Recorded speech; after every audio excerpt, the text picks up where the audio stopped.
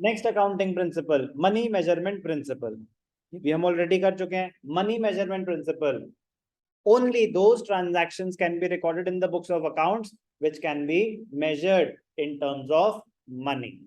Non-monetary transactions, for example, quality of goods, quality of service, efficiency of management, transactions which cannot be measured in terms of money will not be recorded in the books.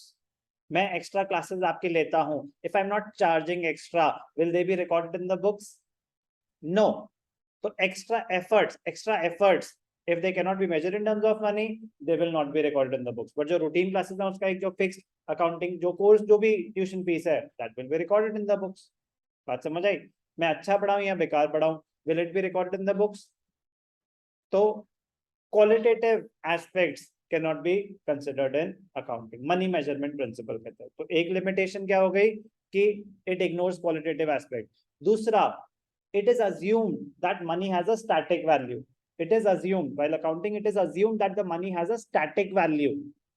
जबकि money की static value नहीं होती, monetary value change होती रहती है। Purchasing power, एक साल पहले जो आप 1 लाख रुपए से सामान खरीद सकते थे, आज की रेट में नहीं खरीद सकते, क्योंकि इन्फ्लेशन हुई है, महंगाई हो गई, बढ़ गई है। तो जब महंगाई बढ़ती है तो पैसों की परचेजिंग पावर कम हो जाती है। कह रहा है अकाउंटिंग ये सब कंसिडर नहीं करता, अकाउंटिंग इन्फ्लेशन कंसिडर नहीं करता। तो जो चीज जितने की खरीदी है वो उतने की रहेगी, बस वो डिप्रिशिएट होती रहेगी सिस्टमैटिकली। इन्फ्लेशन से अकाउंटिंग का कोई लेना देना नहीं।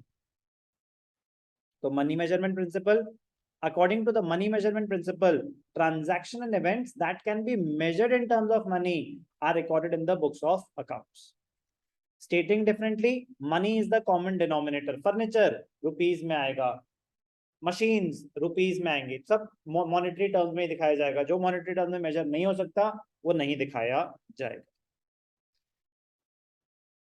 Okay, the principle, very important. What are the limitations? What are the limitations of money measurement principle? Number one, transaction and events which cannot be measured in terms of money are not recorded. So qualitative characteristics are ignored, howsoever important they may be to the enterprise. For example, human resources, company के employees, IT company के तो employees ही सब कुछ है, ठीक है ना? कह रहा लेकिन employees आपके चाहे जितने मर्जी इंपॉर्टेंट हो आपके बिजनेस के लिए, अकाउंट्स में नहीं दिखा सकते, एफिशिएंसी अकाउंट्स में नहीं दिखा सकते। सैलरी दे रहे हैं, बस सैलरी का खर्चा दिखाओगे, ह्यूमन रिसोर्सेज नहीं आ जाएंगे, आपने उनको खरीद नहीं लिया है। For example, human resources with the enterprise are important to the enterprise but are not reflected in the financial statements.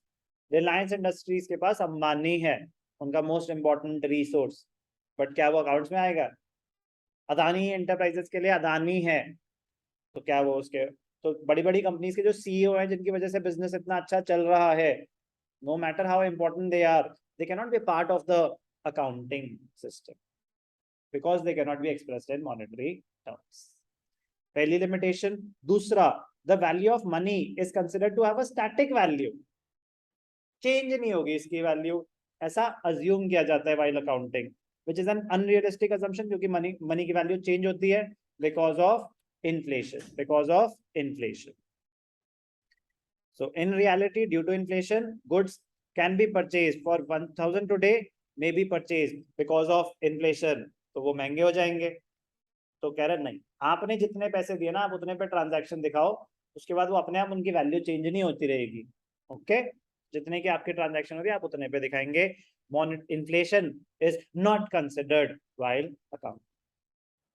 तो 2 अकाउंटिंग प्रिंसिपल्स कर लिया हमने, एक बिजनेस एंटिटी जो हम पहले ही 50 बार कर चुके हैं, और दूसरा मनी मेजरमेंट जो भी बातों में पहले भी 50 बार हो चुका है।